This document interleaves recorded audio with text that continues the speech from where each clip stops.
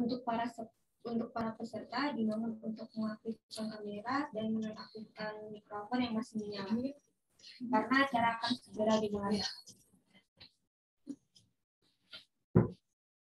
Bismillahirrahmanirrahim. Assalamualaikum warahmatullahi wabarakatuh. Alhamdulillahirabbil alamin. Wassalamu ala asyrafil anbiya'i wal mursalin wa ala alihi washabihi ajma'in amma ba'du. Selamat pagi dan salam sejahtera bagi kita semua. Dengan mengucap syukur alhamdulillah atas nikmat dan hidayah yang telah dilimpahkan oleh Allah Subhanahu wa taala sehingga kita semua dapat berkumpul di pagi hari ini dalam acara PAUD Fair 2022 dengan tema meningkatkan mutu pendidikan demi masa depan yang berkelanjutan.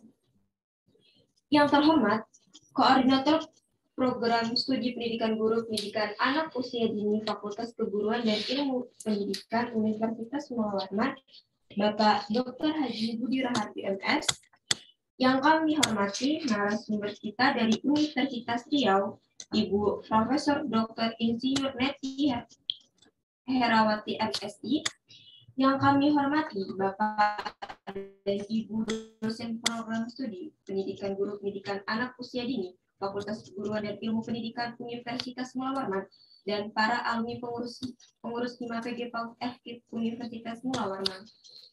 Dan yang kami banggakan para peserta dan seluruh hadirin yang berbahagia.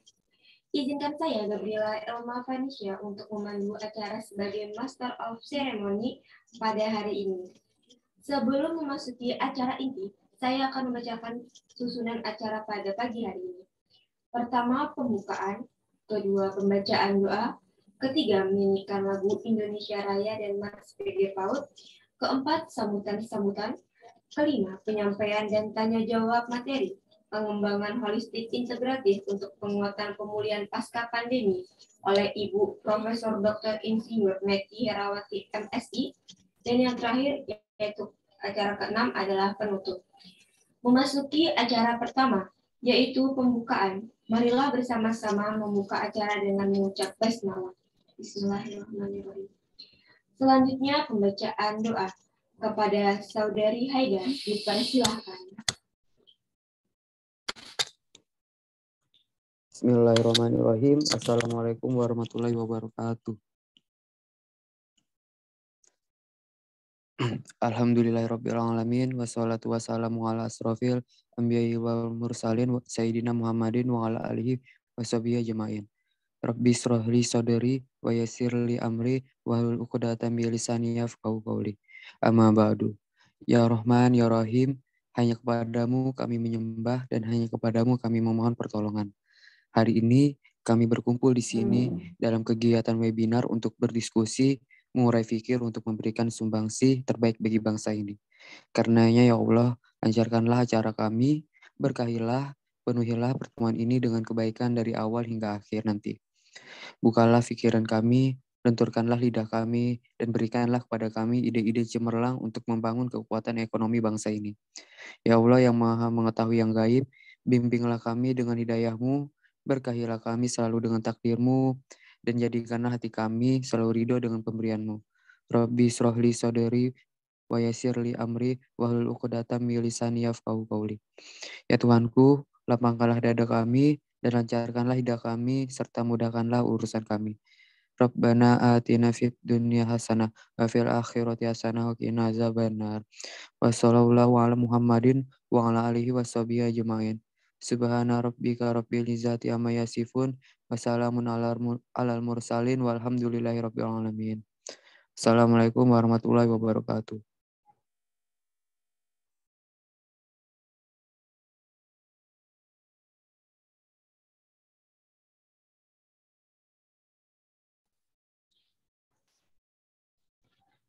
Terima kasih kepada Saudara Haidar.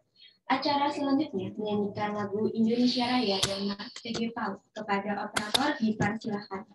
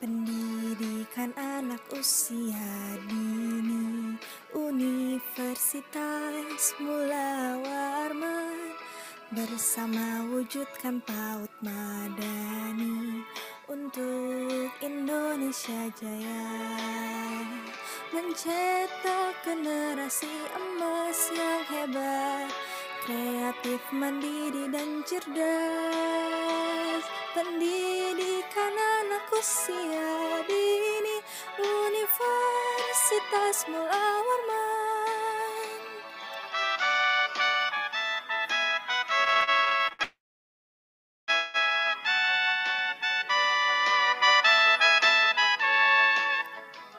Pendidikan anak usia dini, Universitas Mula Warman, bersatu padu tingkatkan prestasi PAUD tanah air kita, mencetak generasi emas yang hebat, kreatif, mandiri, dan cerdas.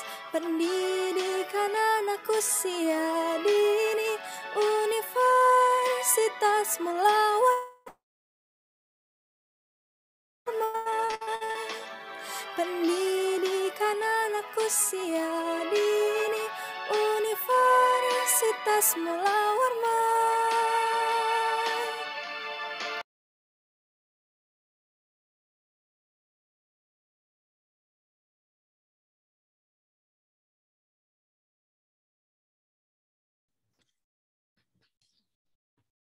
Terima kasih kepada operator. Acara selanjutnya yaitu sambutan pertama oleh Ketua Panitia PAUD Fair 2022 kepada Saudari Karisma Angelika Putri, dipersilahkan.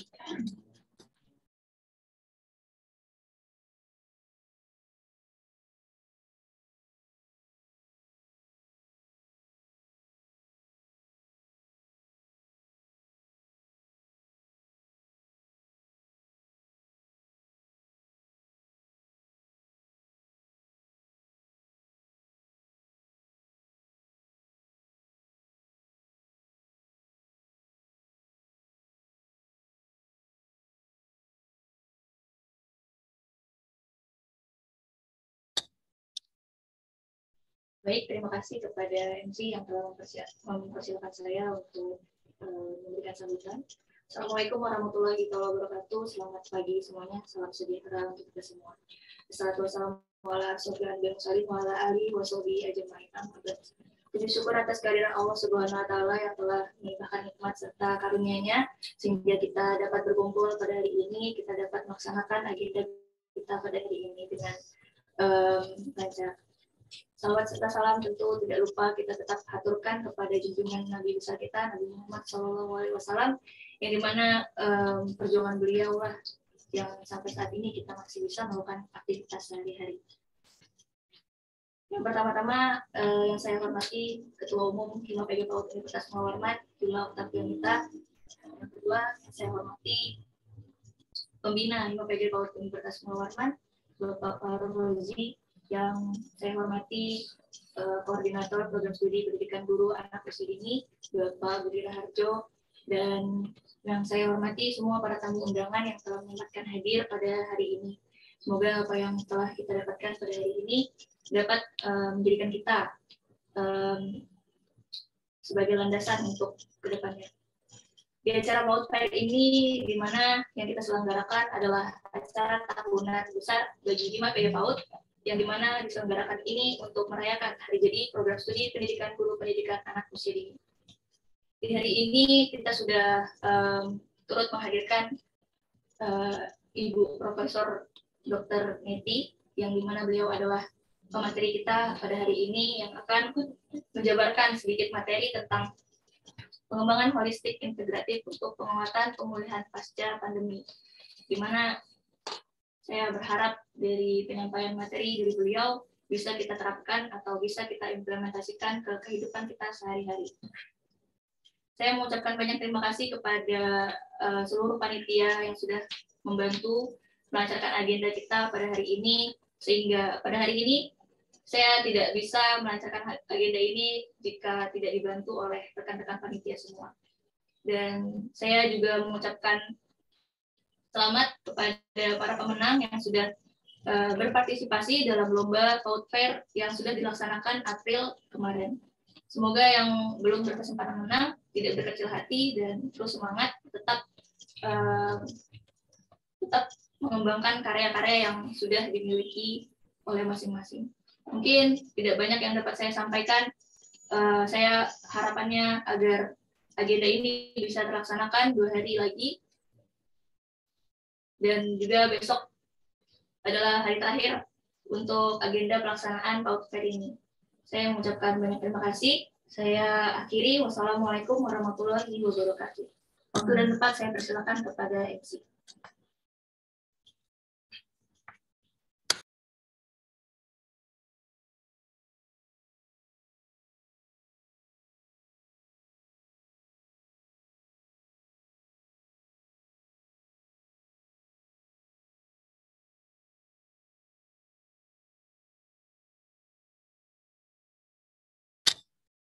Terima kasih kepada Saudari Karisima Angelita Putri.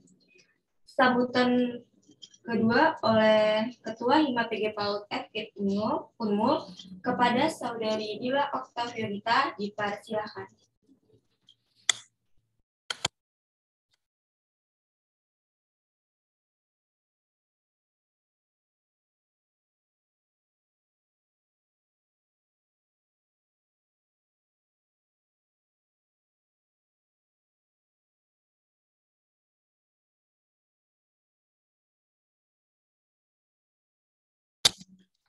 Baik, terima kasih kepada MC. Assalamualaikum warahmatullahi wabarakatuh. Selamat pagi untuk kita semua.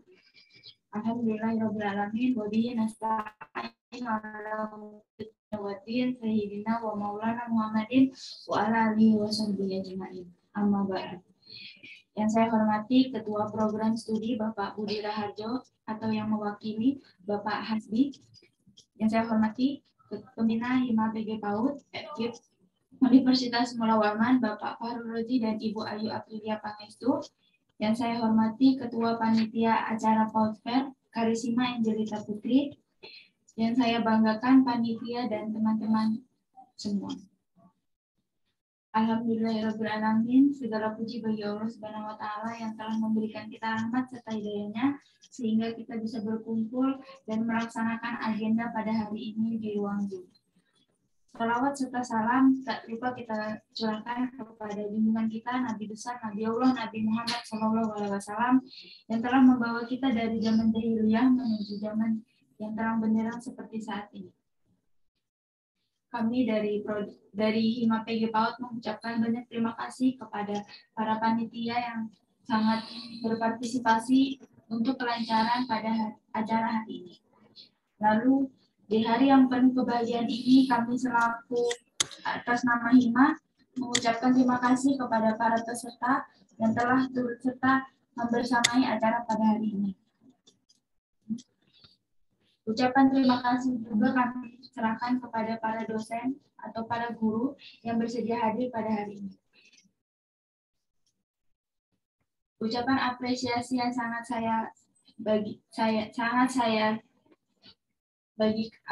saya berikan kepada ketua panitia karena sudah melaksanakan acara ini dengan insya Allah dengan sangat baik.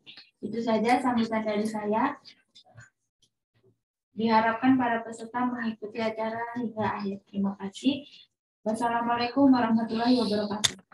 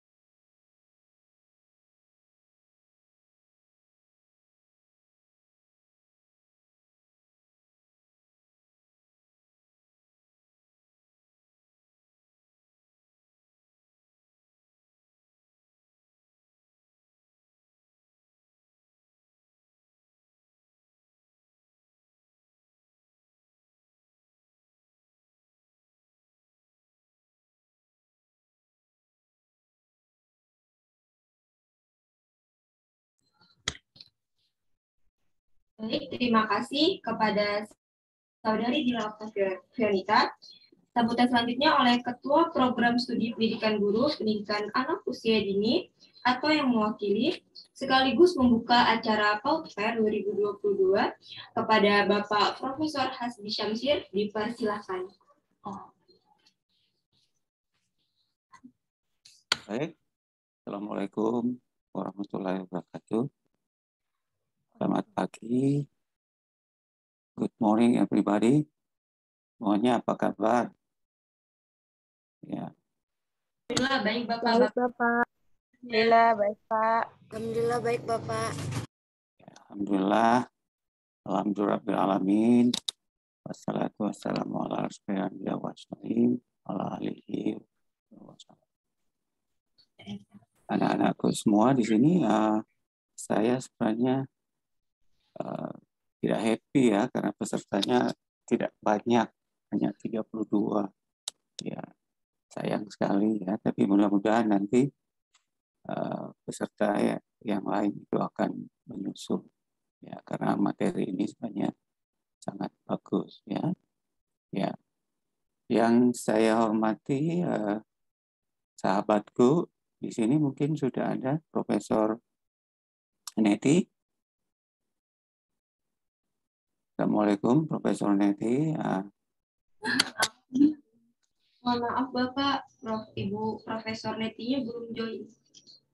Oh begitu, belum ya, sudah nggak apa-apa. Jadi mudah-mudahan sambil teman-temannya diundang ya. Ini kalau saya melihat ya sayang sekali acaranya bagus. Ya baik, karena Pak Budi tidak ada, semuanya tidak ada ya, pejabatnya semua tidak ada. Sehingga tidak apa-apa, beberapa menit lalu saya dihubungi panitia untuk memberikan sambutan sekaligus membuka acara ini. Ya, pertama-tama tentu selalu utama senantiasa kita panjatkan puji, syukur kehadirat Allah Subhanahu wa Ta'ala, Tuhan yang Maha Kuasa, Tuhan yang memberikan segalanya kepada kita semua, termasuk memberikan berkah, memberikan kesehatan pada pagi hari ini, sehingga kita bisa berkumpul di acara Hima PK PAUD tahun 2020. Ya, tentu saja Bapak sebagai dosen dan juga sebagai bagian daripada pendidikan anak usia dini khususnya di Unmul, sangat bangga dengan kerja-kerja anak saya semua. Mungkin Pak Mas Uji ada di sini kali ya. Mas Uji ada? Panitia ada? Mas Ujinya? Oh, enggak ada. Teman-teman dosen, ini terlihat ada Bunda Parni. Selamat bergabung. Apa kabar? Assalamualaikum. Alhamdulillah sehat Pak. Mudah-mudahan sehat semuanya. Amin, amin. Ya. Oke, ada beberapa dosen-dosen yang hadir. Saya kira ini suatu bentuk apresiasi meskipun saya tahu mereka semua dalam keadaan ada kegiatan lain. Ya, tentu saja saya mewakili program studi memohon maaf karena Pak Dekan yang sedianya akan memberikan sambutan juga pada acara ini berhalangan karena ada kegiatan yang lain. Ya, meskipun demikian, ya lagi-lagi saya sangat bangga karena anak-anakku semua, khususnya Hima PAUD di 2022 ini senantiasa membuat kegiatan-kegiatan yang tentu saja sangat terkait dengan bagaimana PAUD, khususnya PAUD kita ke depan. Ada beberapa hal yang perlu saya sampaikan terkait dengan kegiatan kita di pagi hari ini. Ya, lagi-lagi saya sampaikan bahwa PAUD HI atau Holistic Integrative ini sebenarnya bukanlah hal baru ya. Nah, itu terkait dengan peraturan Presiden ya. Tentu saja Anda semua sudah memahami betul PAUD atau layanan PAUD Holistic Integrative itu. Ya, di dalamnya ada 5 layanan, ya tentu saja akan diperdalam nanti oleh oleh Profesor Neti, karena beliau akan menyampaikan materi itu secara detail. Ya, saya hanya sedikit menyampaikan bahwa holistik integratif ini lagi-lagi bukan hal baru, itu muncul sejak dikeluarkannya Peraturan Presiden nomor 60 tahun 2013. Di situ ada 5 layanan sektor. Ada gizi, ada pendidikan, pengasuhan, perlindungan, dan kesejahteraan. Tentu saja layanan-layanan itu sebelum pandemi itu berjalan dengan istilahnya dengan baik. Artinya apa? Itu bisa dilihat dari angka partisipasi kasar ya, APK. Banyak APK PAUD kita itu sebelum pandemi itu bagus ya, mencapai bahkan ada provinsi, bahkan ada kabupaten kota yang mencapai 90%, termasuk kita di Kalimantan Timur. Namun setelah pandemi ini muncul, ya tentu saja segala ya angka-angka yang tadi dihasilkan oleh survei itu semua turun. Ya bahkan di beberapa, ya saya sempat mengikuti acara provinsi juga, khususnya di Paudi, menyebutkan bahwa APK kita sangat turun dan berkisar di bawah 50%, tinggal ya mungkin 40-an%. Nah, itu apa artinya? Ya, disinilah fungsi daripada layanan PAUD holistik integratif itu sangat-sangat dibutuhkan. Bagaimana supaya memulihkan kembali ya angka partisipasi kasar. Bagaimana orang tua dan kita semua yang ada di dalam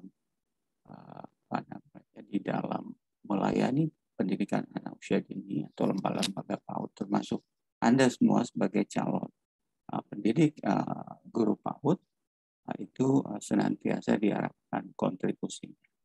Ya, karena tanpa dukungan daripada berbagai pihak, yang tadi dari guru, kepala sekolah, stakeholder, orang tua, komite, dan termasuk Anda sebagai mahasiswa, ya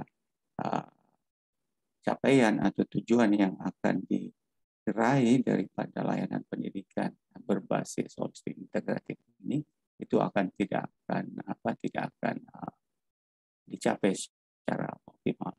Ya, oleh karena itu ya saya sangat menghargai, ya lagi-lagi saya sangat bangga dengan tema yang diusung khususnya di dalam webinar pada pagi ini dan juga besok. Ya. Tidak perlu saya terlalu banyak menerangkan. Nanti akan disampaikan oleh Profesor Neti yang kebetulan memang beliau ada di dalam bidang ini. Ya. Untuk mempersingkat waktu, saya sebagai dekan, ya atas nama dekan, atas nama jurusan, atas nama program studi, juga dosen-dosen lain yang ada di khususnya di PG PAUD kita, ya saya mewakili kita rame-rame, ayo kita buka acara ini dengan resmi. Demikian ya dari Bapak, saya sekali lagi mengucapkan selamat dan yakin teman-teman yang lain, terutama yang mahasiswa, tolong ya di setiap kelas itu diundang, kalau bisa perangkatan diundang masuk ke sini. Ya siapkan saja sertifikat. Ya sayang sekali lagi-lagi acara yang bagus ini terlewatkan tanpa kehadiran teman-temannya yang lain. Ya demikian. Ya selamat. Ya kami dari Prodi tentu saja selalu mensupport kegiatan anak-anakku semua. Ya, salam hormat untuk Profesor Nekti. Insya Allah kalau beliau bergabung, saya usahakan juga bisa tetap tuning di sini, meskipun saya juga ada kegiatan di sebelah ini. Demikian sambutan dari saya yang mewakili dekan, Pak Budi, dan juga jurusan. Ya, terima kasih. Mohon maaf ya atas segala kerendahan hati. Ya, silakan anak-anakku berkarya dengan baik. Assalamualaikum warahmatullahi wabarakatuh dan selamat pagi. Waalaikumsalam warahmatullahi wabarakatuh. Waalaikumsalam warahmatullahi wabarakatuh. Selamat pagi, Bapak.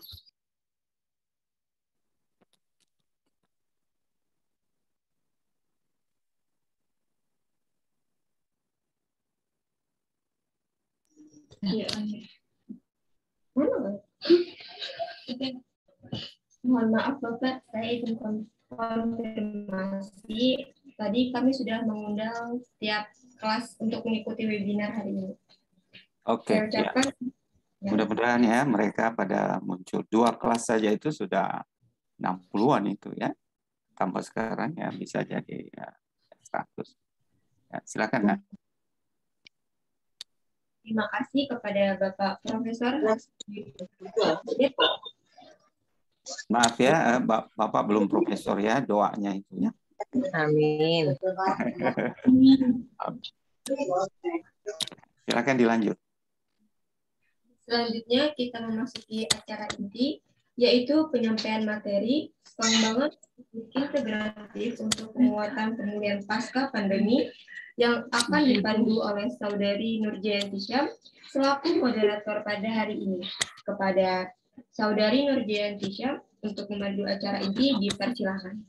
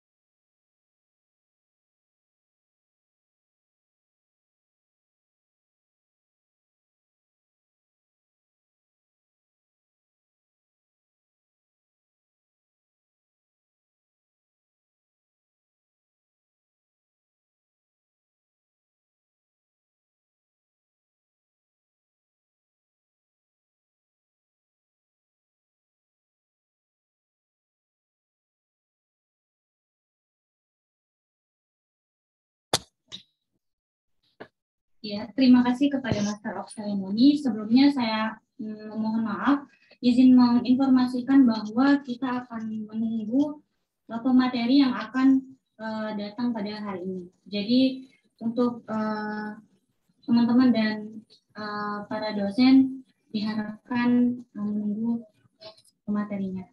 Terima kasih. Mohon maaf sekali lagi. Terima kasih.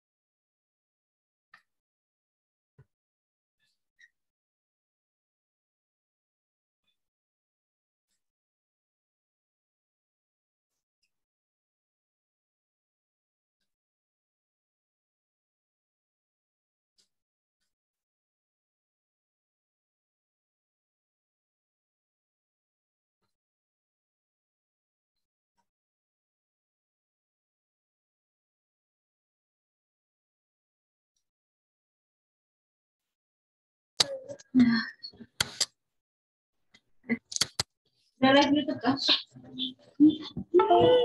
Alhamdulillah sepertinya di Zoom sudah ada Ibu pemateri kita. Mungkin saya sapa terlebih dahulu. Assalamualaikum Ibu Profesor Dr. Nati. Waalaikumsalam. Sebentar lagi saya memperlihatkan wajah. Silakan dimulai aja, nggak apa-apa. Terima kasih Bu. Jadi langsung saya mulai. Bismillahirrahmanirrahim. Assalamualaikum warahmatullahi wabarakatuh. Selamat pagi dan salam sejahtera untuk kita semua dengan mengucap syukur alhamdulillah atas nikmat dan hidayahnya yang telah dilimpahkan oleh Allah Subhanahu wa Ta'ala, Tuhan yang Maha Esa, sehingga kita semua dapat berkumpul pada pagi hari ini dalam acara PAUD Fair 2022 dengan tema pengembangan holistik integratif untuk penguatan pemulihan pasca pandemi. Perkenalkan, saya Nurjayanti Syam, mahasiswa PG PAUD Eskip Universitas Mula Warman Angkatan 2020 yang akan memandu penyampaian materi dan tanya jawab bersama narasumber kita, Ibu Profesor Dr. Insinyur Neti Herawati MSI. Pada pagi hari ini kita akan menyimak materi tentang pengembangan holistik integratif untuk penguatan pemulihan pasca pandemi. Selanjutnya saya sampaikan beberapa ketentuan sebelum kita masuk pada penyampaian materi. Yang pertama, kepada para partisipan untuk tetap menonaktifkan mikrofonnya. Yang kedua, penyampaian materi 40 menit. Dan yang ketiga, selama pembicara menyampaikan materinya, peserta tidak diperbolehkan melakukan interupsi.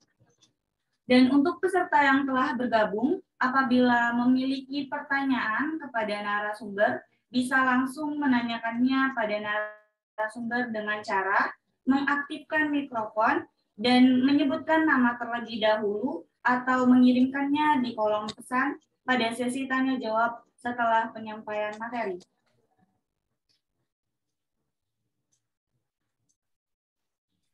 Sebelumnya saya akan membacakan kurikulum vitae dari narasumber kita pada pagi hari ini. Nama, Profesor Dr. Insinyur Neti Herawati MSI.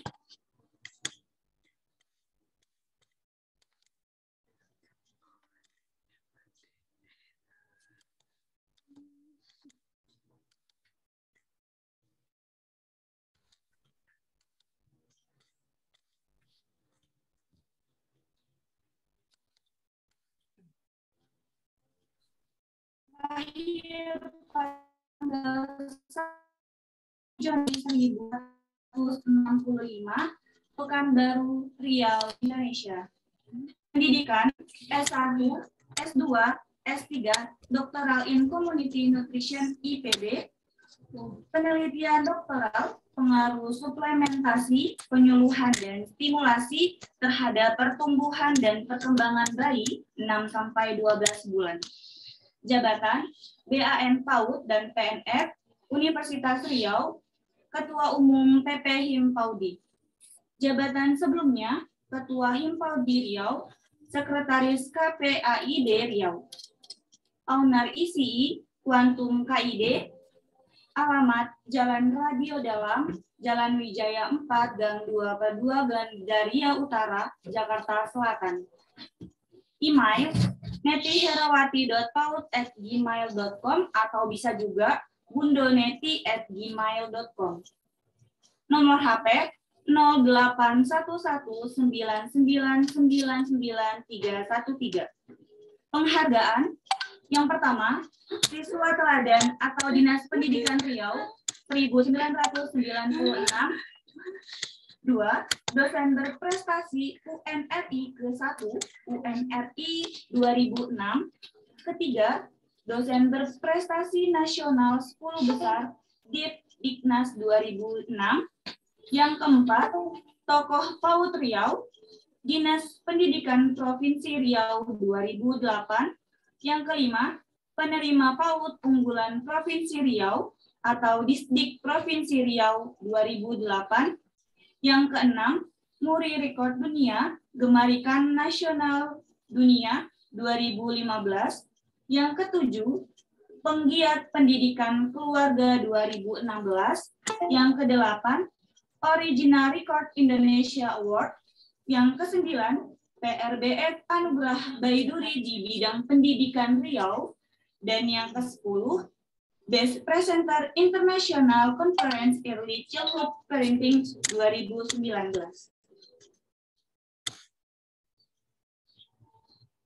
Itu tadi kurikulum kita sekaligus perkenalan narasumber kita hari ini. Selanjutnya langsung saja kita sambut narasumber kita, Ibu Profesor Dr. Insinyur Neti Herawati MSI. Assalamualaikum Ibu. Waalaikumsalam warahmatullahi wabarakatuh. Bagaimana Bu kabarnya hari ini? Alhamdulillah sehat. Alhamdulillah sehat ya Bu. Sehat semua ya. Alhamdulillah sehat juga. Terima kasih Ibu atas kehadiran Ibu untuk berbagi ilmu bersama kami di acara PAUD Fair 2022 ini. Mungkin langsung saja kepada panitia atau operator untuk bisa mempersiapkan materinya. Dari saya Mbak. Iya baik Bu. Ini mungkin dari Ibu yang saya screen ya Bu. Ya. Baik Ibu, terima kasih Ibu. Baik. Kita mulai ya. Assalamualaikum warahmatullahi wabarakatuh. Kami menyampaikan salam takzim penuh hormat kepada para pimpinan, mulai dari rektor sampai ke jurusan dan prodi, dan wabil khusus tentu saja adalah para penyelenggara, adalah adik-adik mahasiswa ini ya yang menyelenggarakan kegiatan ini, Himpunan Mahasiswa Pendidikan Guru PAUD Fakultas Keguruan dan Ilmu Pendidikan Universitas Mula Warman. Terima kasih Bapak Ibu pimpinan yang telah memfasilitasi adik-adik ini untuk bersama dengan saya membicarakan tentang PAUD HI dalam rangka penguatan pasca pandemi. Oke, mohon izin karena sesuatu hal nanti saya akan agak lebih singkat, kemudian kita akan berdiskusi. Oke, baik ini dia.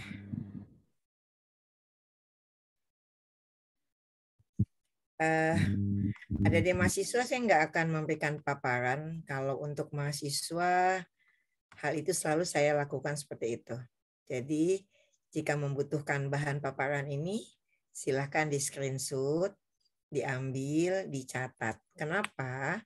Karena ingin melatih teman-teman untuk belajar secara neuroscience, brain-based learning. Jadi harusnya matanya melihat, telinganya mendengar, dan dia mencatat, menulis gitu. Dia melakukan sesuatu sehingga memang terhubung dan koneksi sinapnya kemudian baik. Oke, artinya saya nggak akan berikan paparan ya. Silahkan nanti diambil mana yang diperlukan.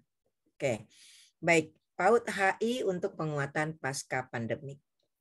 Berarti ada dua kata penting, PAUD HI, kemudian dampak dari pandemik. Oke, ini tadi sudah dibacakan.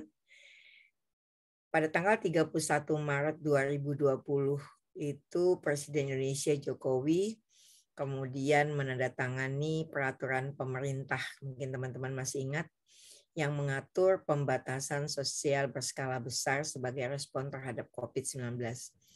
Dan ini sekolah saya ini yang anak menangis gitu ada. Kemudian begitu luar biasanya terjadi dan dampaknya di dunia pendidikan juga luar biasa. Jadi sekolah ditutup, kemudian orang tua yang tidak dibekali dan harus mendampingi anak-anak. Sehingga kalau secara umum itu menurut World Bank gitu, sebentar saya coba tarik ke bawah ini. Begitu banyak dampak-dampak dari krisis COVID-19 ini. yang secara langsung terhadap proses pembelajaran, kemudian terjadinya learning loss, jadi tidak sesuai harapan kita karena memang prosesnya tidak sesuai. Kemudian juga ada terhadap mental health anak-anak. Nanti saya tunjukkan juga data di Indonesia. Dan padahal kita tahu bahwa kesehatan itu pintu masuknya untuk kecerdasan. Artinya pendidikan nggak bisa berjalan kalau anaknya tidak sehat, tidak nyaman, tidak sejahtera, tidak terlindungi. Itu pendidikan nggak bisa berjalan. Nah, dari sisi krisis ekonomi juga luar biasa ya. Ada banyak yang waktu itu berhenti bekerja di PHK. Guru-guru suaminya, guru-guru PAUD itu waktu awal-awal itu luar biasa. Sampai mereka kemudian beraktivitas ekonomi begitu. Kemudian juga ada peningkatan anak bekerja dan berbagai hal yang kemudian ini akan memiliki dampak jangka panjang yang banyak dikhawatirkan. Oke. Kita mau mencoba nanti melihat ini dan mencari apakah dengan PAUD TAHA ini kita bisa. Ada tulisan yang menarik dari sahabat saya, mungkin teman-teman bisa baca di media Indonesia, di Sindo apa ya, saya lupa. Itu ada beberapa diangkat di situ dan itu hanya sebagian. Bagaimana penelitian dan publikasi dari ini menunjukkan bahwa dampak pandemik untuk pendidikan itu adalah kemudian adanya ketidaknyamanan, mental yang tidak sehat, kemudian dampak pembelajaran yang menggunakan IT yang tidak tepat untuk anak-anak, dan berbagai hal. Nanti bisa, karena waktunya singkat. Oke, ini adalah yang saya ambil dari beberapa data dari Kemen KPPPA. Nah, itu ternyata memang luar biasa dampak dari pandemik ini. Ada perasaan tidak nyaman, kemudian program belajar dari rumah itu membebani anak, kemudian 32% menyatakan didampingi orang tua memang, tetapi banyak juga persoalan-persoalan kekerasan yang muncul, kemudian ada kecenderungan depresi, 13% mengalami gejala yang mengarah pada gangguan depresi dengan dari ringan hingga berat. 4% yang ringan, 80% sedang, 1% berat. 42% gejala emosi yang paling banyak dirasakan anak-anak. Merasa sedih, mudah marah. 41% gejala kognitif yang paling banyak dirasakan anak adalah menyalahkan diri, tidak berkonsentrasi. Dan dari sisi gejala fisik, 42% dari yang menunjukkan gejala fisik banyak dirasakan anak, mudah lelah, mengalami gangguan tidur, dan berbagai dampak lainnya.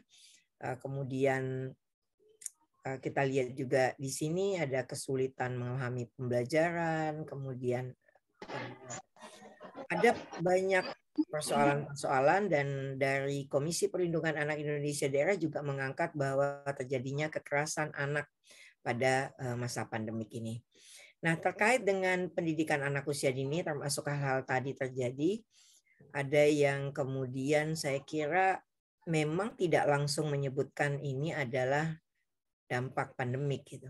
Tetapi saya memperkirakan ini iya. Kenapa? Karena kami waktu itu menemukan di Himpaudi banyak orang tua yang kemudian menarik anaknya di PAUD. Jadi sampai menurun dari 37.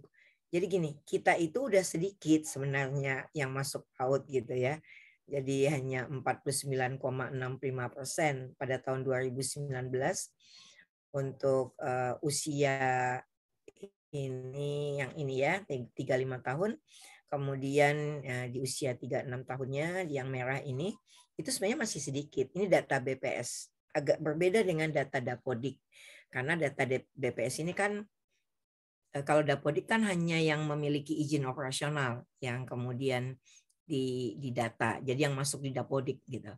Nah, kita melihat bahwa ini penurunan akses PAUD ini termasuk karena masalah pandemi. Coba bayangkan, tadinya kita hanya sedikit gitu, Sekarang semakin menurun lagi. Nah, oleh karena itu dan saat ini APK PAUD di Indonesia 35,59%.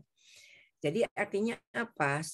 Di pasca pandemik ini kita menghadapi persoalan akses, persoalan mutu di lembaga pendidikan, persoalan mutu di rumah tangga, karena sebenarnya kalau PAUD itu harusnya dilakukan di sekolah, dilanjutkan di rumah.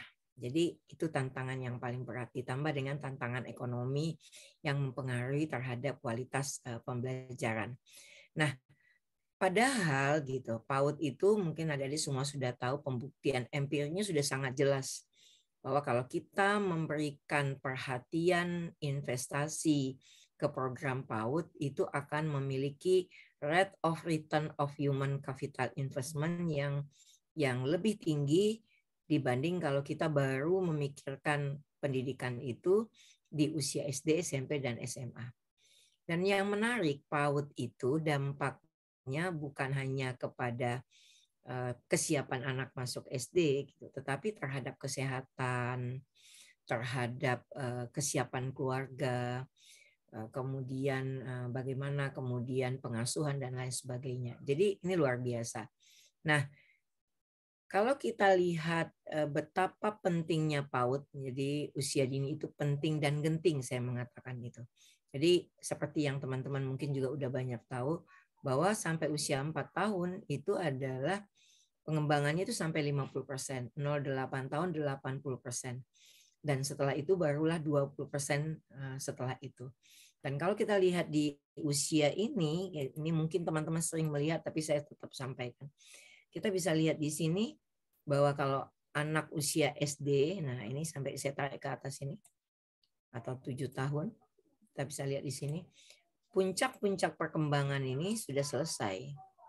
Makanya disebut usia keemasan. Dan semakin kecil usia pendidikan anak usia dini, itu semakin krusial sebenarnya. Oke.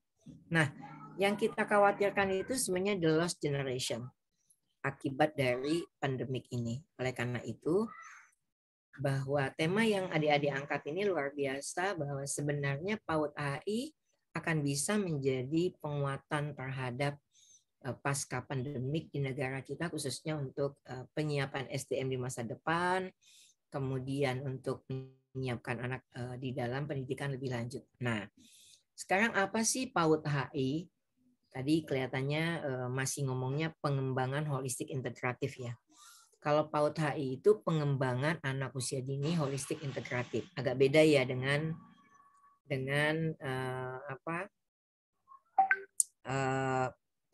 P yang biasanya itu pendidikan. Nah, jadi pahami dulu, secara yuridis yang disebut dengan PAUD HI adalah pengembangan anak usia dini holistik integratif. Apa itu PAUD HI? Di dalam Perpres menyebutkan bahwa PAUD HI itu pengembangan anak holistik integratif adalah upaya pengembangan anak usia dini yang dilakukan untuk memenuhi kebutuhan esensial anak yang beragam dan saling terkait secara simultan, sistematis, dan terintegrasi. Oke, sehingga berdasarkan SPK yang dikeluarkan oleh Kementerian Pendidikan Kebudayaan, kita bisa melihat PAUD HI ini dari 5 pilar ini. Nah, inilah yang akan kita bahas satu persatu.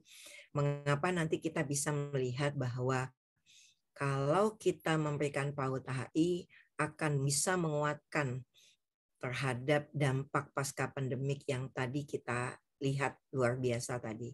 Oke, sekarang kita coba lihat satu persatu terlebih dahulu. Harusnya seorang anak sejak lahir ke dunia, saya bicara karena bicara PAUD berarti saya bicara sejak lahir ya. Nanti bukan berarti yang hamil itu tidak penting gitu. Itu malah paling penting. Nanti tapi saya fokus ke anak usia sejak lahir. Jadi 5 hal ini adalah kebutuhan esensial anak. Pendidikan, pengasuhan, kesehatan gizi perawatan, perlindungan, dan kesejahteraan. 5 hal ini adalah hal yang harus diterima anak dimanapun anak berada. dalam kondisi apapun. Nah, pertama saya akan bicara tentang nanti beberapa hal ini, tapi nanti kita akan coba lagi kembali ke sini. Seperti apa sih sebenarnya pendidikan? Tapi karena ini adalah dunia akademis, saya akan cerita dulu tentang dasar-dasarnya. Pertama, yang perlu kita pahami, setiap manusia yang lahir ke dunia, menurut surat At-Tin itu menyebutkan mereka adalah diciptakan dalam bentuk sebaik-baiknya. Nah, berarti ketika manusia lahir, apapun, apakah dia ABK, apakah dia normal, itu sudah dijamin oleh Allah, dia dalam bentuk yang sebaik-baiknya. Nah, sekarang pertanyaannya, kenapa mereka disebut sebaiknya? Karena Allah sudah menyiapkan sarafnya, otaknya, pendengaran, penglihatan, pengecapan pada usia kehamilan. Jadi dia sudah, bahkan dia sudah menggunakan saraf pengecapannya, penciumannya, gitu kan. Kemudian sudah bisa mendengar, kemudian saraf matanya juga sudah terbentuk, dan sel otaknya sudah siap dengan titik-titik yang akan diaktifasikan oleh orang dewasa. Oke, nih banyak nih ya. Begitu ada 40 lebih. Jadi kalau anak tidak diajak bicara, maka yang terjadi adalah broca areanya tidak akan berfungsi. Kalau dia tidak pernah diperdengarkan, tidak pernah kemudian, maka pemahaman bahasanya tidak akan berfungsi. Kalau anak kemudian digendong terus, maka kemudian primary motor areanya juga tidak berfungsi. Nah, kalau seandainya saya bermain lagu dengan adik-adik, bisa nggak sambil meskipun mungkin tidak bersuara, tidak terdengar, coba ikutin. Bagaimana suara kambing? Oke, ada yang jawab B gitu ya. Bagaimana suara bebek? Kwek kwek gitu ya. Bagaimana suara kucing? Meong gitu ya. Bagaimana suara cacing? Jadi nggak bisa kan menirukan suara cacing? Kenapa? Karena adik-adik tidak pernah mendengar, tidak pernah melihat, tidak pernah mengalami secara langsung mendengarkan cacing bersuara. Maka kita tidak bisa menirukan. Itu gambaran sederhana ketika seseorang manusia lahir ke dunia. Kalau dia tidak diperdengarkan sesuatu, tidak dibuat dia mengalami sesuatu, maka sebenarnya dia tidak akan bisa melakukan sesuatu itu, memiliki sesuatu itu. Itulah makanya kemudian ada anak yang kemudian kita lihat dia begitu menguasai sesuatu, tapi ada anak lain yang tidak, gitu. Karena titik-titik ini ada lobus occipital penglihatan, nih occipital lobe. Kalau anak nih disimpan di tempat yang gelap, lama-lama dia akan kehilangan penglihatannya. Bahkan sebuah senyuman aja, kalau anak kecil sejak kecil tidak dikasih senyum, maka dia tidak bisa tersenyum. Makanya jangan kaget kalau ketemu orang dewasa senyum aja susah, gitu ya. Intinya begini, ini Allah siapkan ketika hamil.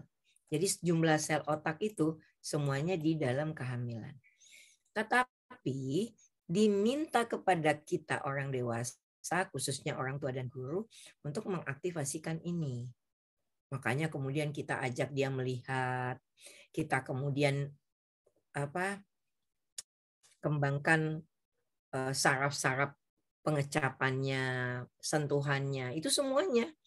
Karena kalau ada bagian yang tidak kita aktifasikan, maka nanti dia akan tidak berfungsi dengan baik. Nah, karena itulah pendidikan menjadi penting. Oke. Prinsipnya adalah anak lahir, tumbuh, dan berkembang. Jadi nggak bisa kemudian anak diajak berjalan padahal dia masih tengkurap. Berarti pendidikan yang diberikan kepada anak itu harus sesuai tahapannya. Begitu juga alat dan bahan yang kita letakkan, dan seterusnya. Nah, faktor-faktor yang mempengaruhi pertumbuhan ini itu adalah ketika kelahiran atau sebelum kelahiran.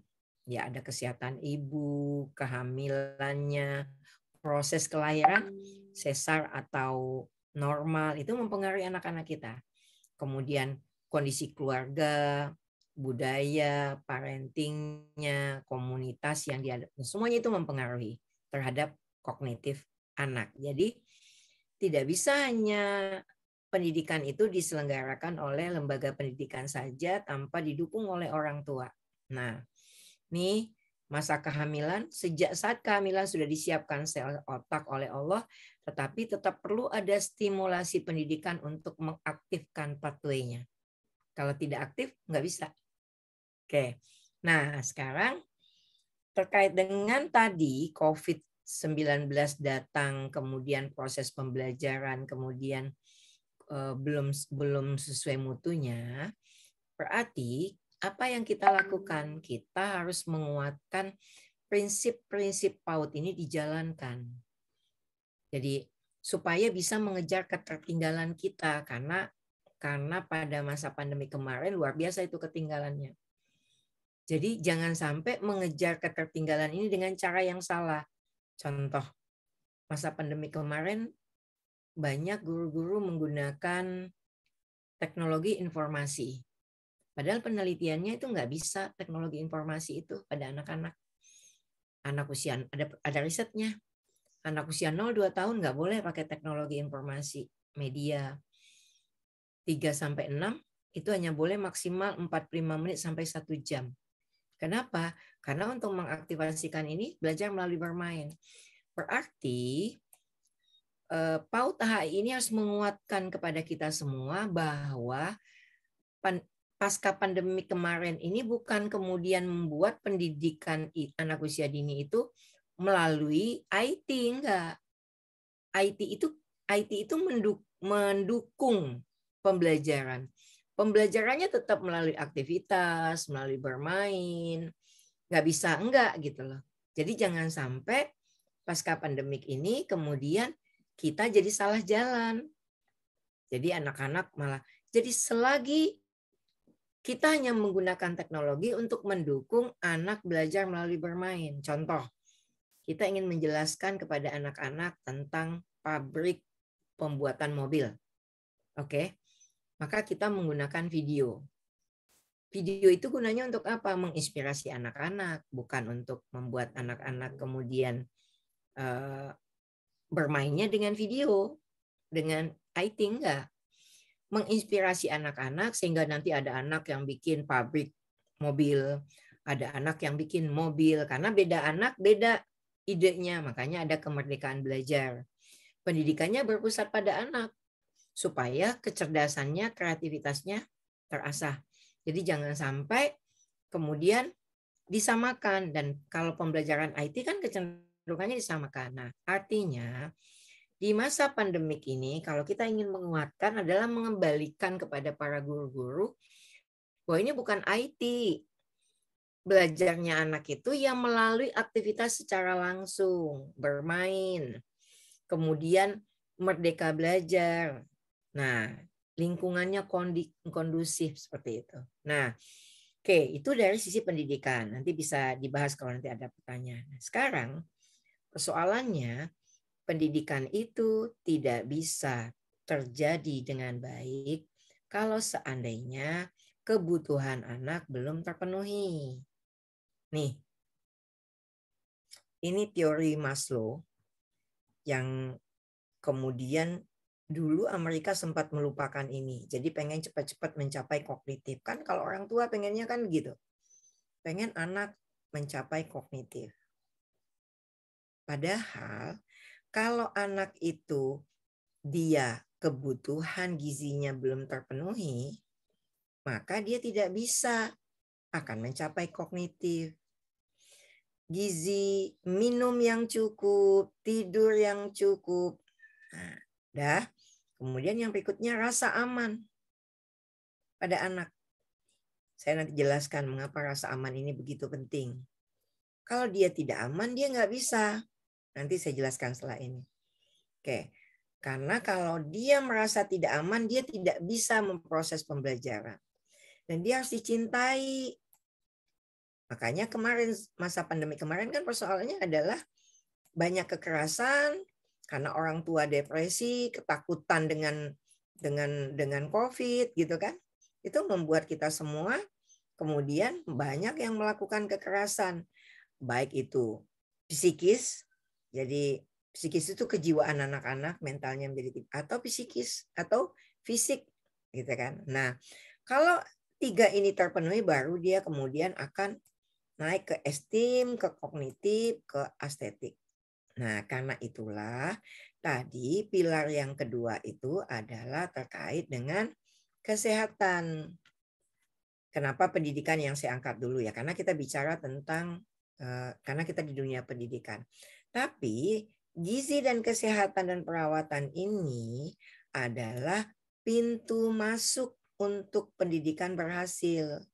Makanya anaknya dipastikan berat badan, tinggi badannya, makanannya, cuci tangannya, kemudian dia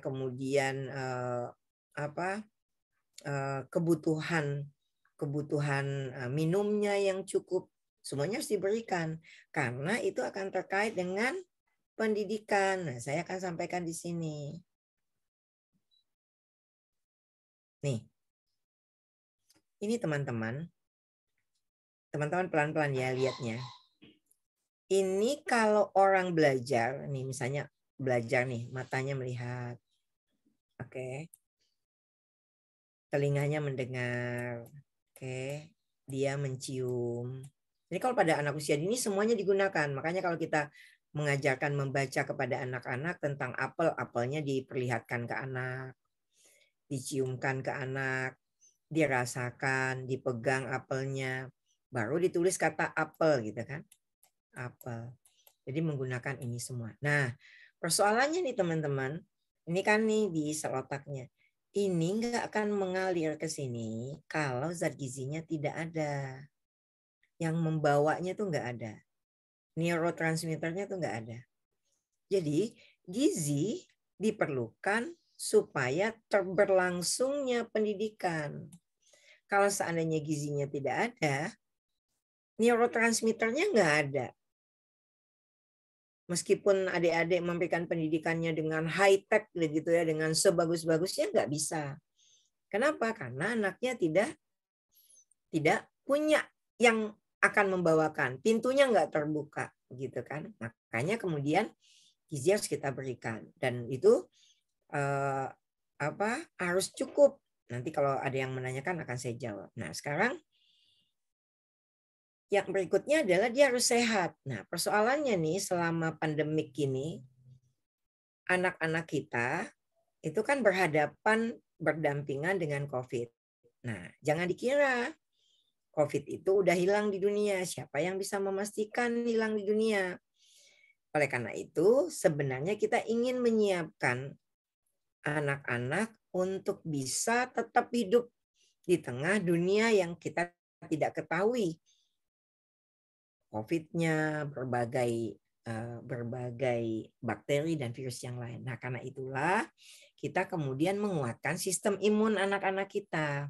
Jadi tadi saya cerita gizi dan kesehatan untuk supaya proses pembelajarannya baik, yang kemudian kita kuatkan sistem imunnya. Sehingga harapan kita nanti bahwa anak-anak tetap dalam keadaan kuat dan itu disiapkan Tuhan di dalam imunnya. Makanya pendidikan itu diminta untuk mewujudkan anak sehat. Karena kalau dia sehat, dia kemudian memiliki daya tahan kuat dan kemudian dia akan bisa belajar dengan baik.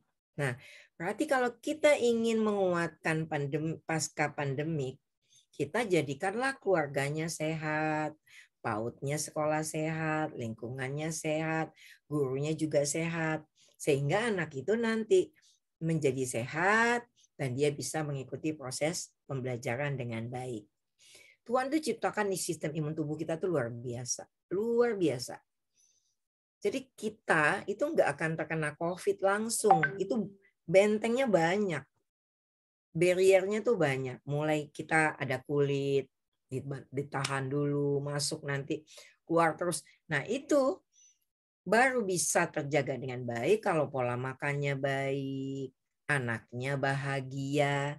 Bahagia itu bisa menurunkan daya tahan tubuh kita. Makanya kalau kita ada masalah, kita gampang terasa sakit kan. Nah, oleh karena itulah anak-anak dibikin bahagia. Pembelajaran bermain, menyenangkan, berpusat kepada anak, memerdekakan anak. Jadi nggak bisa anak-anak kemudian diharapkan sehat kalau dianya tidak bahagia. Oke. Nah, jadi adanya banyak masalah stunting saat ini itu dampaknya luar biasa.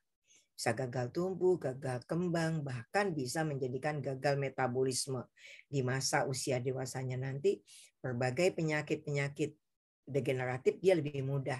Berarti kalau di masa pandemi kemarin orang makannya menjadi berkurang karena masalah ekonomi, hatinya tidak nyaman karena dalam tekanan, orang tua kemudian marah-marah pada anaknya, kemudian mental tidak sehat, badan tidak sehat. Nah, kita kuatkan di dalam dunia pendidikan anak itu supaya dia sehat.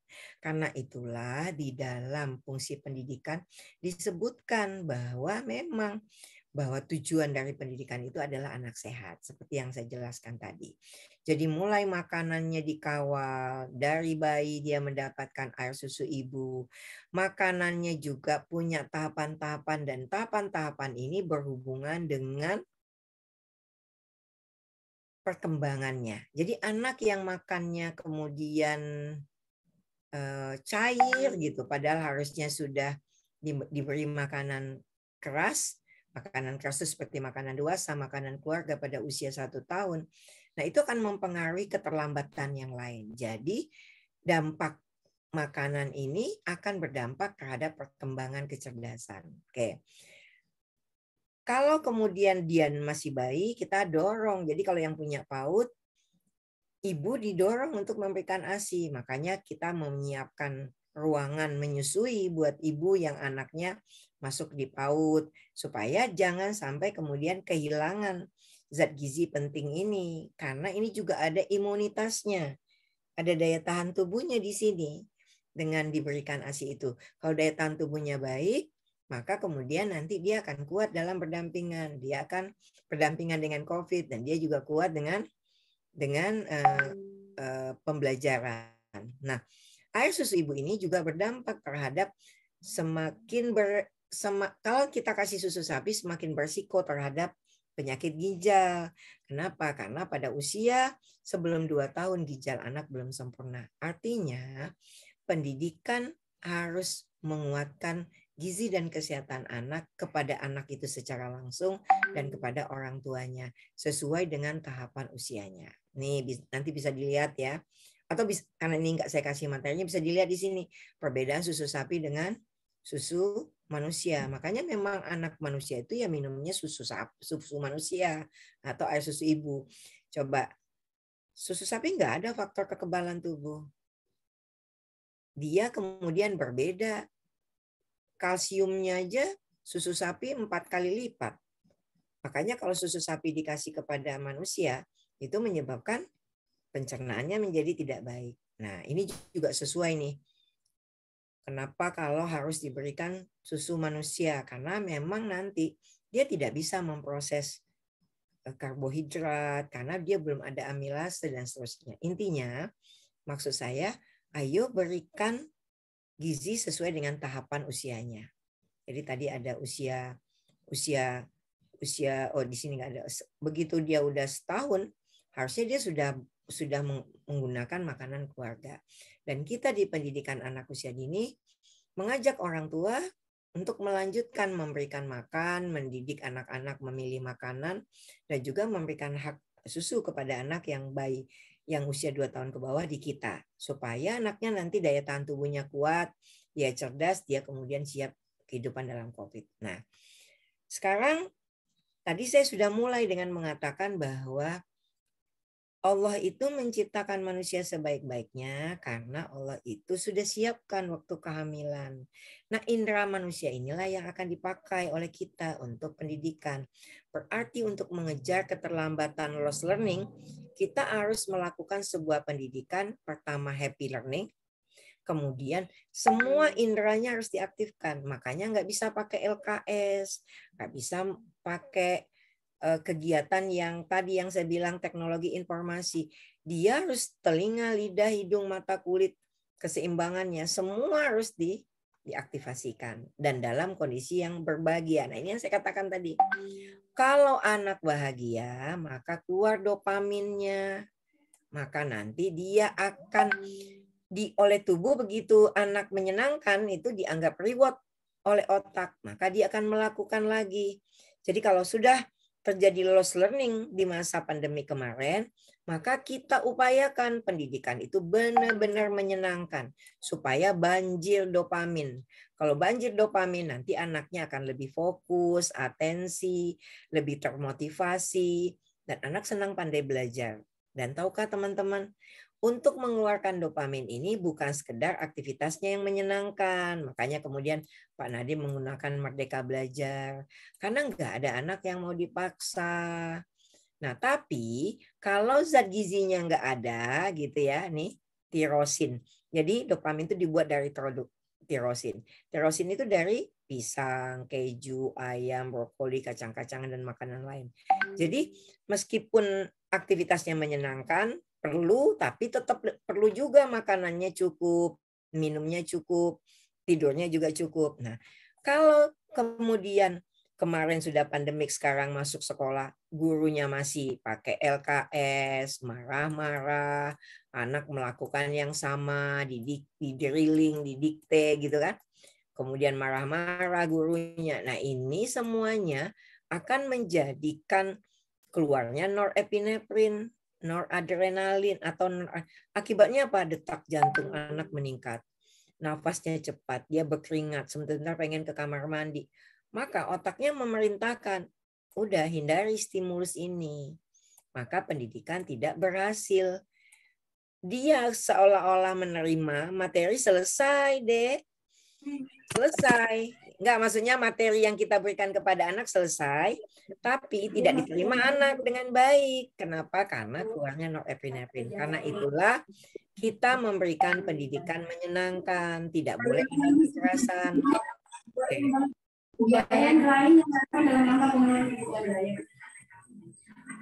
Oke, kalau anak mengalami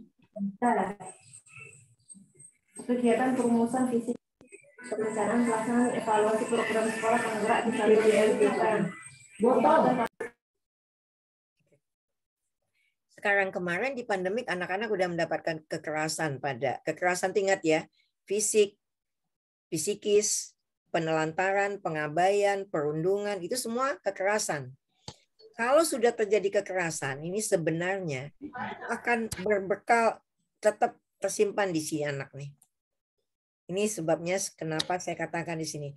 Pada anak yang mengalami traumatik di limbiknya, maka meskipun situasi sudah aman, di otaknya tetap teraktivasi. Jadi seolah-olah dia dalam keadaan berbahaya.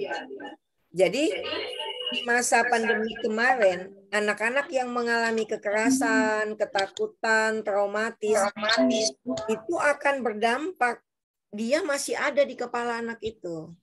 Oleh karena itulah pendidikannya harus dibikin menyenangkan, anak merasa aman, guru mendengarkan. Itu baru bisa. Kita akan mendorong, menguatkan dampak pasca pandemik ini. Nah, kemudian yang berikutnya adalah di dalam pendidikan itu harus, dan pengasuhan juga, itu harus guru bisa menjadi contoh.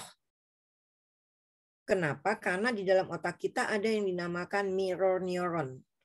Apa yang kita lakukan akan dicontoh. Makanya seorang guru harus sesuai kata dan perbuatan.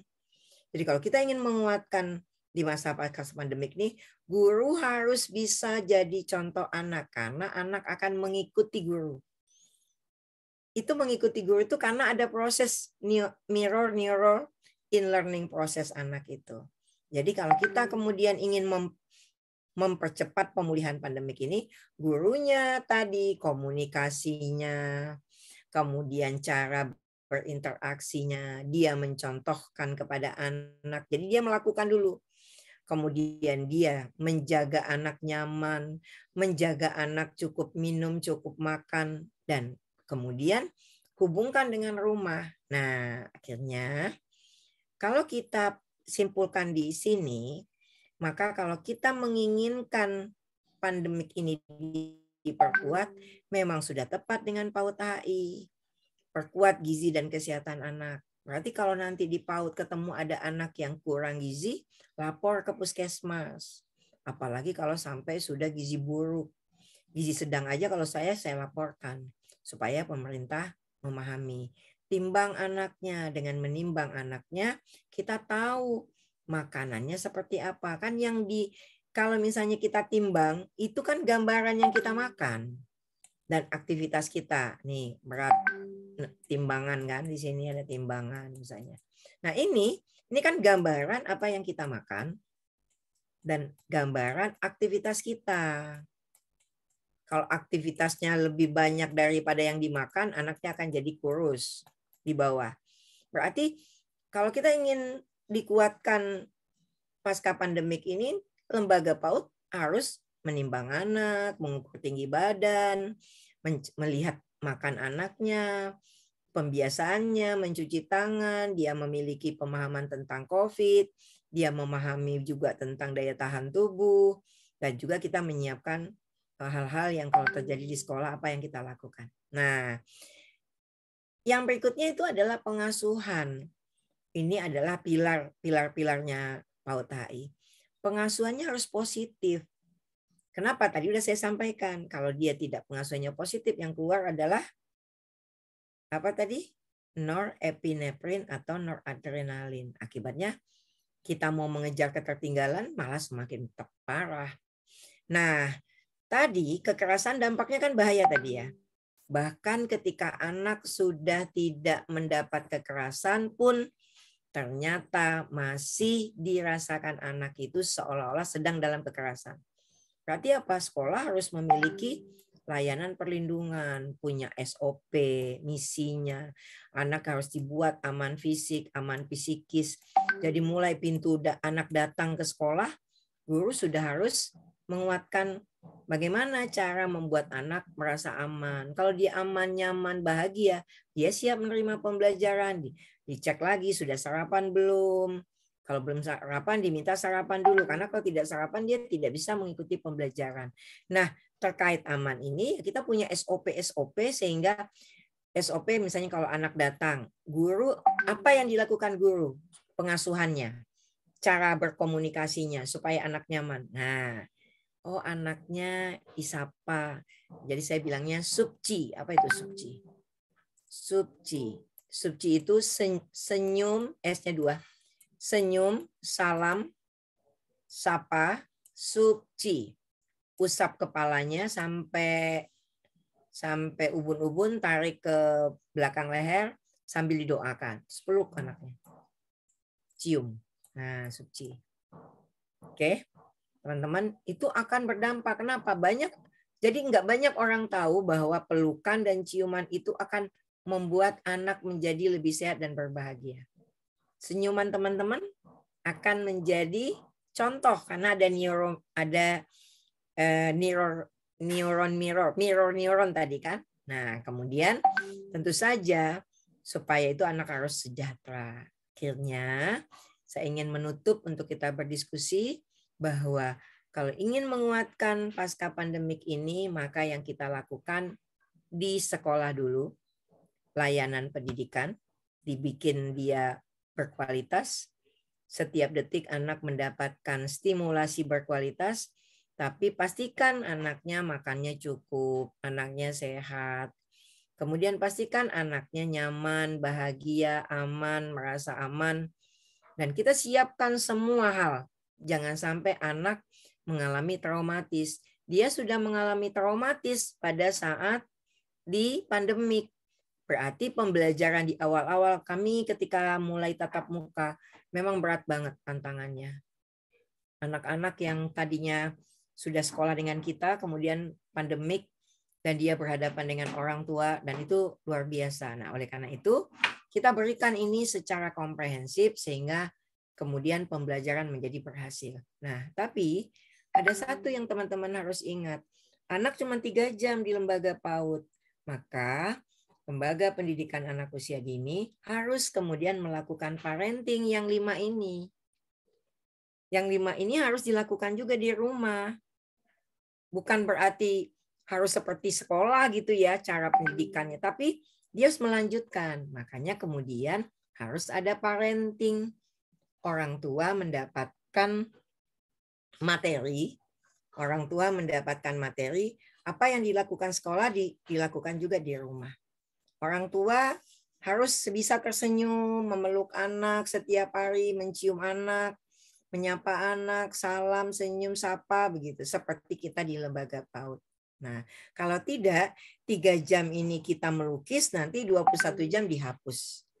Oke, akhirnya saya ingin menyampaikan bahwa tidak diragukan lagi bahwa kalau kita memberikan 5 layanan PAUD A ini, insya Allah anak-anak kita akan bisa kita kuatkan setelah mereka mengalami begitu berat di pasca pandemik ini.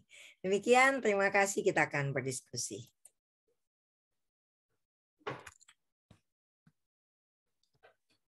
Halo. Iya, Ibu.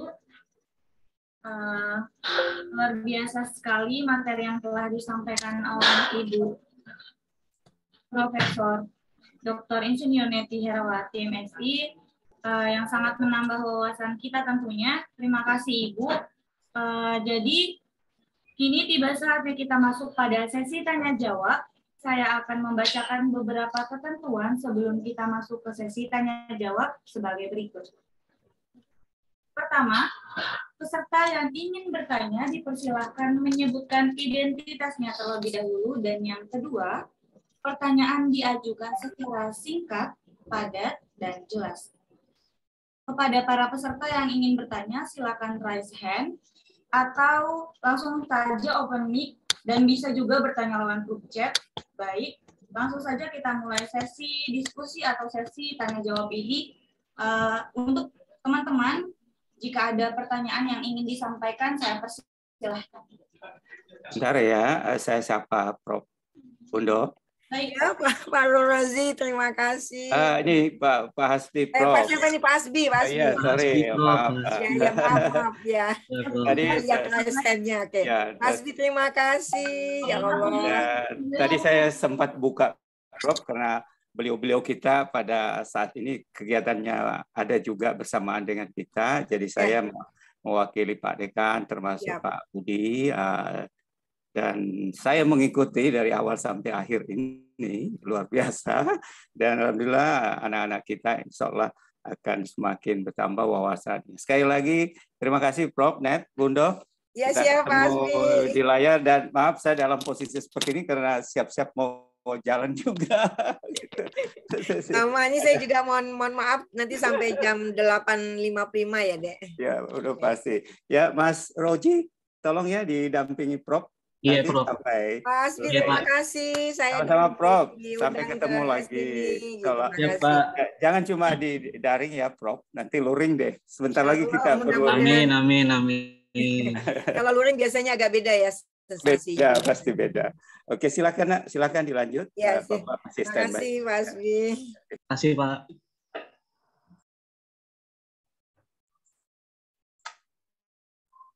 Izin bertanya, Prof, barangkali. Boleh, silakan. Iya, Prof. Sebelumnya terima kasih, Prof, atas waktunya.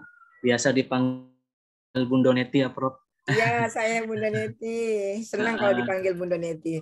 Iya, saya panggil Bundo ya, Prof, karena materinya betul-betul memberikan wawasan baru gitu. Ini fokus pertanyaan, Prof, pada ini layanan HI ini, Prof. Kalau diimplementasikan di kurikulum, itu apakah seluruh layanannya masuk ke muatan program pembelajaran atau boleh dipilih salah satu, Prof? Oke. Mungkin itu pertanyaannya. Terima kasih. Kalau seandainya dipilih salah satu, berarti ada kebutuhan esensial yang tidak terpenuhi dan dia berdampak efek domino terhadap yang lain. Contoh, kita tidak memperhatikan program gizi dan kesehatan. Berarti nanti proses pembelajaran menjadi tidak berlangsung efektif.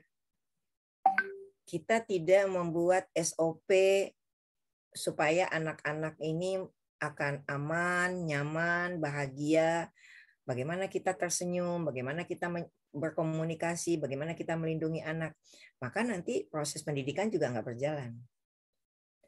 Pengasuhan, kalau misalnya cara berkomunikasinya para guru kemudian tidak membahagiakan, tidak menyenangkan, tidak mencerdaskan, maka proses pembelajaran juga tidak berjalan. Anak yang tidak sejahtera juga. Artinya ini itu nggak ada tawaran, harus semuanya. Nah, pertanyaannya adalah apakah menjadi sulit 5 hal itu dilakukan?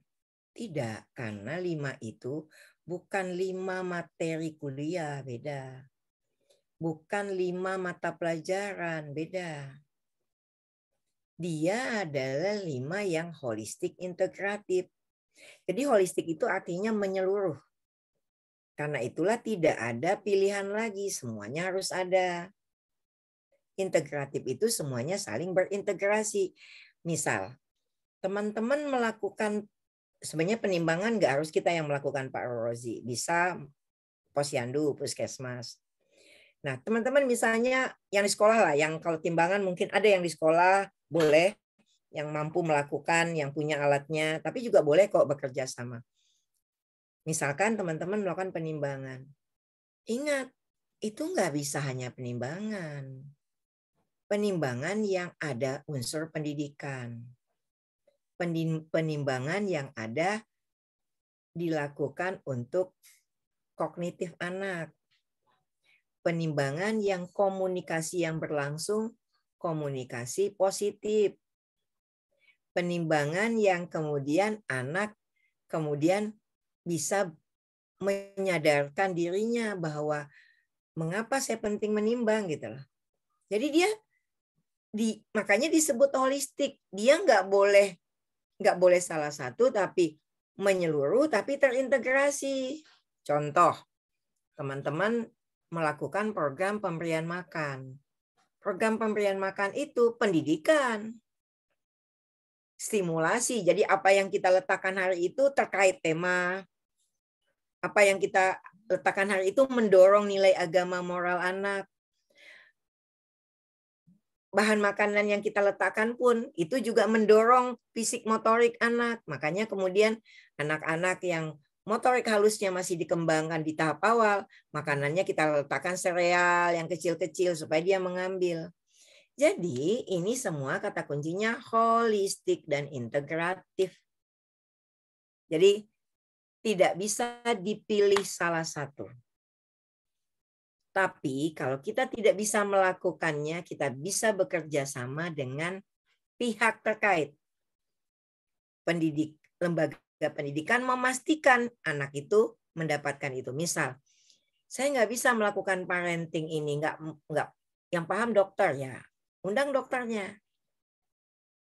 Kami nggak bisa menimbang anak karena kami nanti nggak bisa memahami tentang status gizi anak. Undang posyandu dan puskesmas, itu bisa. Saya nggak ahli psikologi nih, gimana untuk menguatkan? Undang psikolognya, bisa. Tapi bukan berarti ketika kita tidak bisa, kemudian kita mengurangi kebutuhan esensial anak, itu salah. Oke, baik, waktunya tinggal 2 menit. Makasih pertanyaannya, pertanyaan substansi. Benar, Prof. Oke. Jadi nggak ada pilihan. Oke, baik. Bu Nur Istiqomah 1 aja ya. Silakan.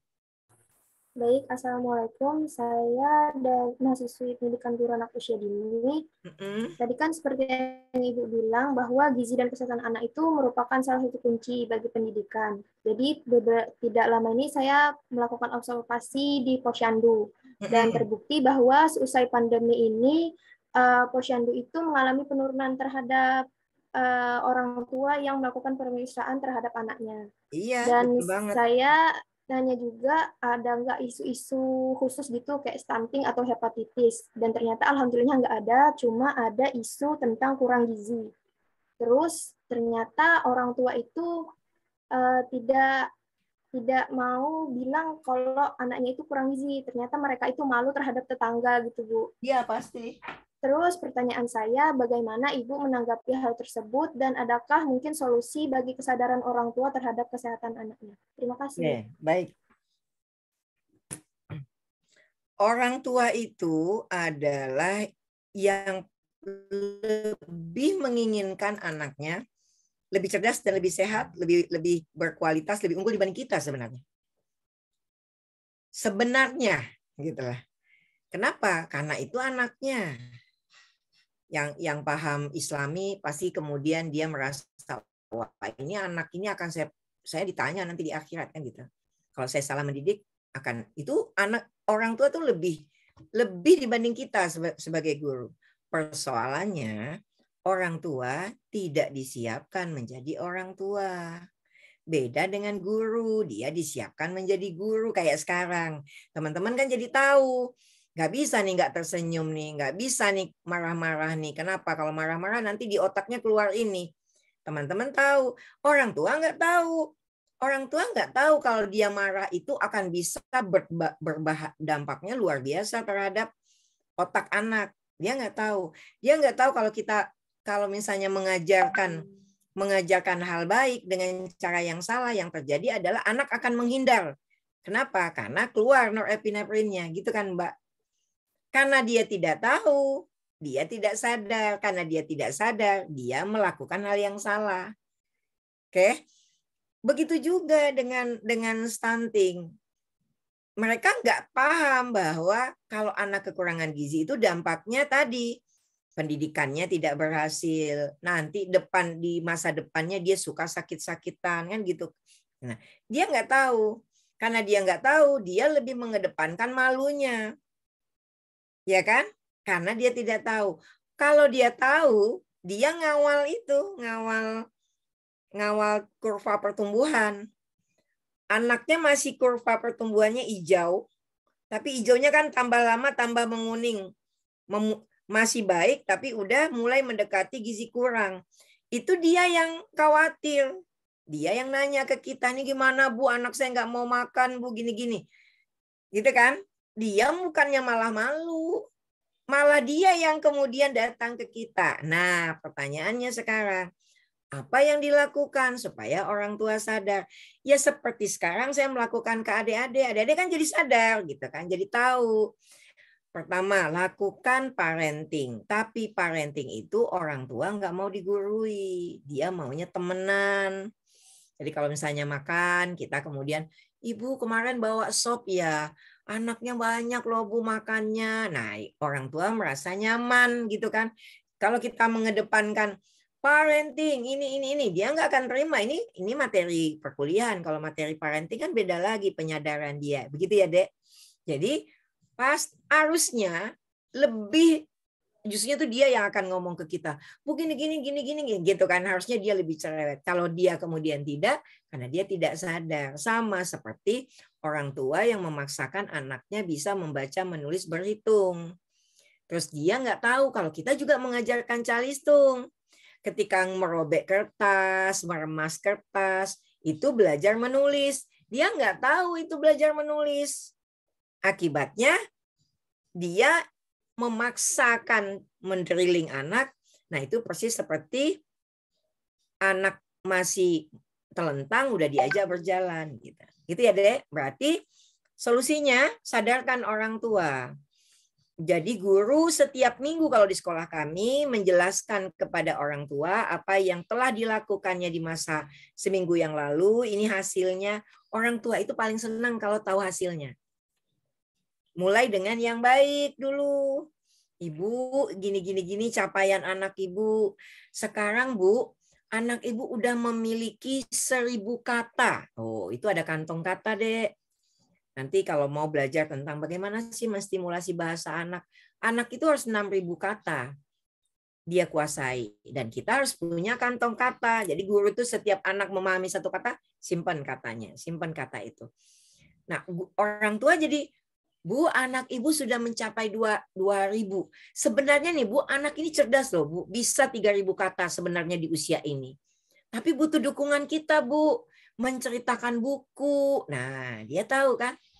Jadi, sampaikan penilaian, mulai dengan yang positif dulu, sampaikan tantangan, kemudian berikan teknis apa yang mereka lakukan. Begitu ya, Dek? Dan kami gabung dengan home visit, datang ke rumah. Kalau cuma ngundang-ngundang, biar profesor yang ngomong juga nggak didengar deh sama dia. Nah, selain itu, undang dia menjadi guru pendamping di sekolah. Sehingga dia nanti menyaksikan guru bagaimana senyum sama anak, bicara aja sampai jongkok, dan seterusnya. Kalau ke kamar mandi aja, anak diajak pakai kaki kiri bacain doa. Itu ada orang tua yang mengatakan, ya Allah Bundo, sampai segitu ya Bundo yang diajarkan kepada anak. Dia yang menangis. Kenapa? Dia aja nggak meluk anaknya setiap hari ya Pak Farul Rozi. Oke, sampai di sini kelihatannya waktunya udah habis. Saya sudah harus memberikan materi di Istiqlal. Tapi karena saya senang kalau mahasiswa yang, kemarin juga mahasiswa yang kebetulan luring di Aceh, mereka malah menyampaikan satu hal yang baik ke saya. Apa yang bisa kami lakukan sebagai mahasiswa untuk mewujudkan PAUD berkualitas? Wah, itu keren pertanyaannya. Nanti kapan-kapan kita diskusi. Mudah-mudahan saya datang luring ke sana. Saya Bunda Neti, terima kasih. Assalamualaikum. Waalaikumsalam warahmatullahi wabarakatuh. Terima kasih, Prof. Terima kasih, Prof. Terima kasih. Sama-sama, Prof. Sehat selalu. Insyaallah. Pamit ya. Silakan, Prof. Udah harus ngisi di tempat lain lagi saya. Ya, Prof. Adek. Terima kasih banyak. Yang mau disampaikan silakan. Ya. Terima kasih kepada Ibu Profesor Dr. Insinyur Neti Herawati MSI atas semua jawaban yang sangat luar biasanya. Karena sudah tidak ada pertanyaan, maka kita tutup sesi tanya jawab pada kesempatan kali ini. Baik, saya akan membacakan kesimpulan dari materi yang telah disampaikan. Kesimpulannya adalah, anak merupakan individu yang utuh, maka dalam pengembangan diperlukan pelayanan secara holistik, integratif, guna untuk memenuhi kebutuhan esensialnya. Dampak pandemi adanya ketidaknyamanan mental, tidak sehat, penggunaan media pembelajaran yang tepat untuk anak-anak. PAUD HI adalah pengembangan anak holistik dan integratif, adalah upaya pengembangan anak usia dini yang dilakukan untuk memenuhi kebutuhan esensialnya anak yang beragam dan saling terkait secara sistematis dan integrasi. Layanan PAUD HI yang pertama ada layanan perlindungan, yang kedua ada layanan kesehatan gizi dan perawatan, yang ketiga layanan pengasihan, dan yang keempat layanan kesejahteraan. Itu tadi kesimpulan dari materi yang telah disampaikan. Mudah-mudahan apa yang kita lakukan pada hari ini bisa menjadi manfaat bagi kita semua di masa yang akan datang. Saya mewakili teman-teman mengucapkan terima kasih kepada Ibu Profesor Dr. Insinyur Neti Herawati MSI yang telah meluangkan waktunya untuk hadir, dan terima kasih juga untuk seluruh peserta yang begitu antusias dalam menyimak materi kita pada kesempatan hari ini. Saya Nurjayanti Syam selaku moderator sesi ini ingin memohon maaf yang sebesar-besarnya jika dalam penyampaian saya terdapat perkataan atau perilaku yang tidak berkenan di hati. Saya akhiri, terima kasih. Wassalamualaikum warahmatullahi wabarakatuh, dan saya kembalikan ke Master of Ceremony. Waalaikumsalam warahmatullahi wabarakatuh.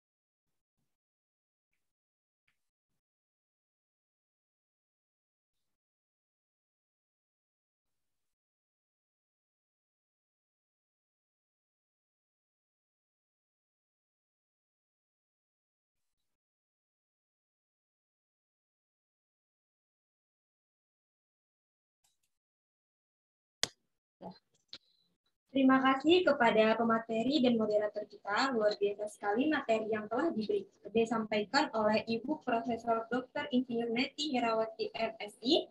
Banyak sekali poin-poin yang tentunya menambah ilmu dan wawasan untuk kita.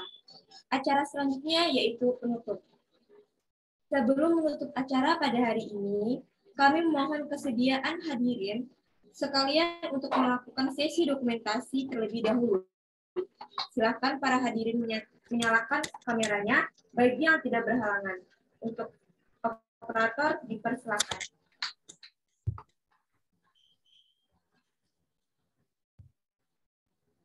Gimana? Baik.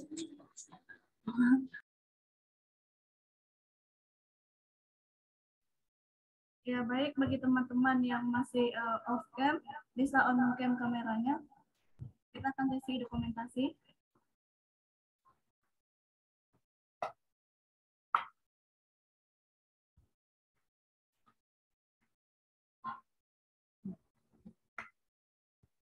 Slide pertama. 1, 2, 3. Selanjutnya slide kedua. 1, 2, 3.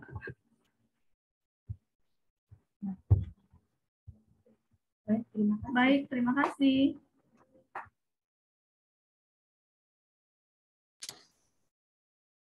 Terima kasih kepada operator serta teman-teman serta para hadirin yang telah menyalakan kameranya. Tiba sudah kita di penghujung acara. Terima kasih kepada moderator dan pemateri yang sudah berbagi ilmu yang dapat menambah wawasan untuk kita semua. Akhir kata, saya selaku Master of Ceremony memohon maaf yang sebesar-besarnya apabila terdapat kesalahan dari tutur kata dan perilaku selama memandu acara. Saya izin undur diri. Terima kasih. Wassalamualaikum warahmatullahi wabarakatuh. Waalaikumsalam. Untuk para hadirin, jangan lupa untuk mengisi absensi yang telah disediakan oleh panitia.